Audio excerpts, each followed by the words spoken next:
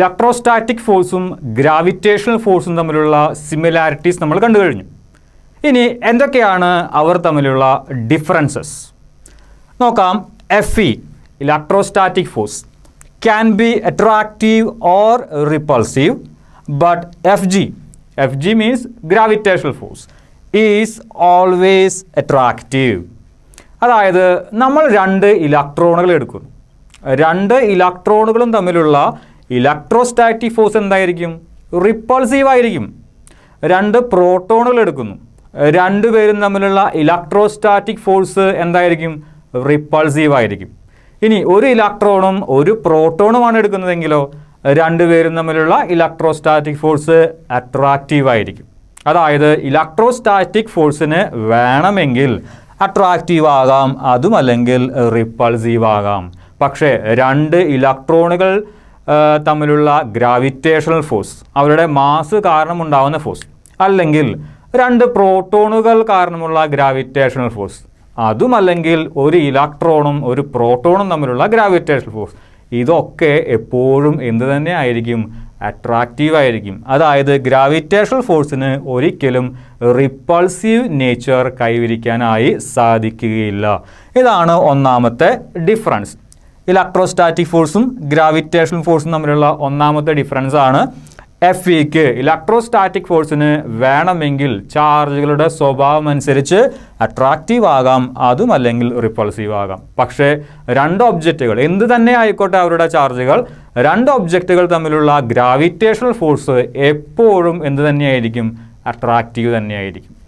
രണ്ടാമത്തെ പോയിന്റ് നോക്കാം. FE electrostatic force depends on the nature of the medium between the charges, but FG does not. നമ്മൾ മുമ്പേ പറഞ്ഞതാണ്, രണ്ട് ചാർജുകളെ നമ്മൾ എയറിൽ വെച്ച് കഴിഞ്ഞാൽ അവർ തമ്മിൽ നമുക്കൊരു ഫോഴ്സ് കിട്ടും. ഇതേ ചാർജുകളെ അതേ ഡിസ്റ്റൻസ് തന്നെ മെയിൻറ്റെയിൻ ചെയ്തുകൊണ്ട് വാട്ടറിൽ വെച്ച് കഴിഞ്ഞാൽ, അല്ലെങ്കിൽ വേറൊരു മീഡിയത്തിൽ വെച്ച് കഴിഞ്ഞാൽ അവർ തമ്മിലുള്ള ഫോഴ്സിന് മാറ്റം വരും. അതായത് ഇലക്ട്രോസ്റ്റാറ്റിക് ഫോഴ്സ് രണ്ട് ചാർജുകൾക്ക് ഇടയിലുള്ള മീഡിയയുമായി ബന്ധപ്പെട്ടിരിക്കുന്നു. അതിൽ ഇക്വേഷനാണ് F is equal to 1/4πε0 Q1 Q2 divided by R². ε0 എന്ന് പറയുന്നത് എന്താണ്? പെർമിറ്റിവിറ്റി ഓഫ് ഫ്രീ സ്പേസ് ആണ്, അല്ലെങ്കിൽ പെർമിറ്റിവിറ്റി ഓഫ് വാക്വം ആണ്. നമ്മൾ ഈ ചാർജുകളെ Q1നെയും Q2നെയും നമ്മൾ വെള്ളത്തിൽ ഇറക്കി വെച്ച് കഴിഞ്ഞാൽ പിന്നീട് നമുക്ക് ε0 എഴുതാനായി സാധിക്കുകയില്ല. നമ്മളോട് എന്ത് എഴുതേണ്ടി വരും? എപ്സിലോൺ എഴുതേണ്ടി വരും. അതായത് ഇലക്ട്രോസ്റ്റാറ്റിക് ഫോഴ്സ് രണ്ട് ചാർജുകൾക്ക് ഇടയിലുള്ള മീഡിയയുമായി ഡിപ്പെൻഡ് ചെയ്തിരിക്കുന്നു. പക്ഷേ gravitational force does not. Gravitational ഫോഴ്സിനുള്ള ഇക്വേഷൻ എന്താണ്? G, capital G, universal gravitational constant ആണ് ക്യാപിറ്റൽ G. നമ്മുടെ യൂണിവേഴ്സിൽ എവിടെ എടുത്തു കഴിഞ്ഞാലും ജിയുടെ വാല്യൂവിലോ യൂണിറ്റിലോ മാറ്റങ്ങളൊന്നും സംഭവിക്കില്ല.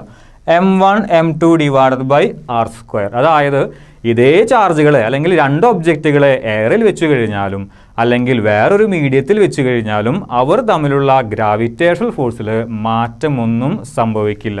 ചുരുക്കി പറയുകയാണെങ്കിൽ ഇലക്ട്രോസ്റ്റാറ്റിക് ഫോഴ്സ് രണ്ട് ചാർജുകൾക്ക് ഇടയിലുള്ള മീഡിയയുമായി ഡിപ്പെൻഡ് ചെയ്തിരിക്കുന്നുവെങ്കിൽ ഗ്രാവിറ്റേഷണൽ ഫോഴ്സ് യാതൊരു ബന്ധവും പുലർത്തുന്നില്ല. അതായത് രണ്ട് ചാർജുകളോ അല്ലെങ്കിൽ രണ്ട് ഒബ്ജക്റ്റുകളോ നമ്മളൊരു ഡിസ്റ്റൻസിൽ വെച്ചിരിക്കുന്നു, അതൊരു മീഡിയത്തിലാണ്. ചാർജുകളെ വേറൊരു മീഡിയത്തിലേക്ക് മാറ്റിക്കഴിഞ്ഞാൽ ഇലക്ട്രോസ്റ്റാറ്റിക് ഫോഴ്സ് മാറും. പക്ഷേ രണ്ട് ഒബ്ജക്റ്റുകളെ വേറൊരു മീഡിയത്തിലേക്ക് മാറ്റിക്കഴിഞ്ഞാൽ ഗ്രാവിറ്റേഷണൽ ഫോഴ്സിൽ മാറ്റങ്ങളൊന്നും സംഭവിക്കുകയില്ല. ഇതാണ് ഗ്രാവിറ്റേഷണൽ ഫോഴ്സും ഇലക്ട്രോസ്റ്റാറ്റിക് ഫോഴ്സും തമ്മിലുള്ള കുറച്ച് ഡിഫറൻസസ്.